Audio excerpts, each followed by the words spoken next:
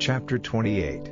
Now let Aaron your brother, and his sons with him, come near from among the children of Israel, so that they may be my priests, even Aaron, and Nadab, Abihu, Eleazar, and Itamar, his sons.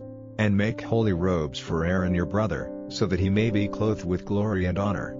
Give orders to all the wise-hearted workmen, whom I have made full of the spirit of wisdom, to make robes for Aaron, so that he may be made holy as my priest. This is what they are to make: a priest's bag, an ephod, and a robe, and a coat of colored needlework, a headdress, and a linen band. They are to make holy robes for Aaron your brother and for his sons, so that they may do the work of priests for me.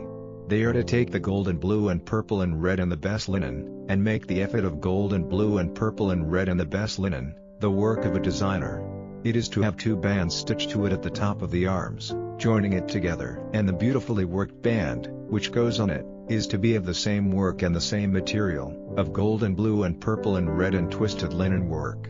You are to take 2 beryl stones, on which the names of the children of Israel are to be cut, 6 names on the one stone and 6 on the other, in the order of their birth. With the work of a jeweler, like the cutting of a stamp, the names of the children of Israel are to be cut on them, and they are to be fixed in twisted frames of gold. And the 2 stones are to be placed on the ephod, over the armholes, to be stones of memory for the children of Israel. Aaron will have their names on his arms when he goes in before the Lord, to keep the Lord in mind of them.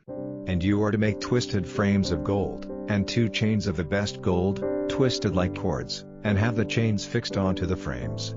And make a priest's bag for giving decisions, designed like the ephod, made of gold and blue and purple and red and the best linen. It is to be square, folded in 2, a hand stretch long and a hand stretch wide. And on it you are to put 4 lines of jewels. The first line is to be a cornelian, a chrysolite, and an emerald; the second, a ruby, a sapphire, and an onyx; the third, a jacinth, an agate, and an amethyst; the fourth, a topaz, a beryl, and a jasper. They are to be fixed in twisted frames of gold. The jewels are to be 12 in number, for the names of the children of Israel, every jewel having the name of one of the 12 tribes cut on it as on a stamp. And you are to make 2 chains of gold, twisted like cords, to be fixed to the priest's bag. And put 2 gold rings on the 2 ends of the bag. Put the 2 gold chains on the 2 rings at the ends of the bag, joining the other ends of the chains to the gold frames and putting them on the front of the ephod, at the top of the arms.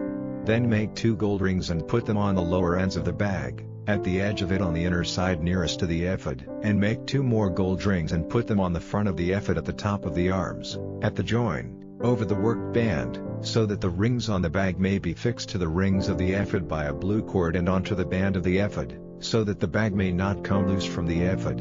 And so Aaron will have the names of the children of Israel on the priest's bag over his heart whenever he goes into the holy place, to keep the memory of them before the Lord. And in the bag you are to put the Urim and Thummim, so that they may be on Aaron's heart whenever he goes in before the Lord, and Aaron may have the power of making decisions for the children of Israel before the Lord at all times. The robe which goes with the ephod is to be made all blue, with a hole at the top, in the middle of it.